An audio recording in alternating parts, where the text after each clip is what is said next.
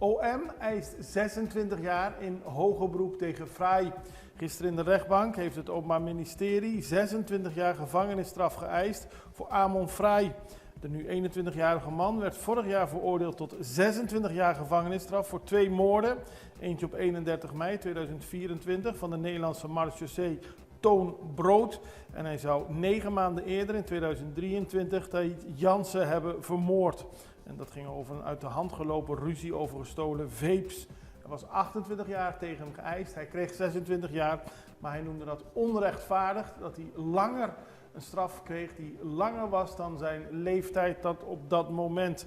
Hij vroeg om via het jeugdstrafrecht te worden berecht, maar het OM ziet daar geen reden voor.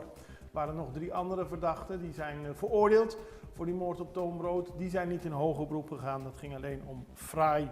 En de rechter zal op 16 juli uitspraak doen.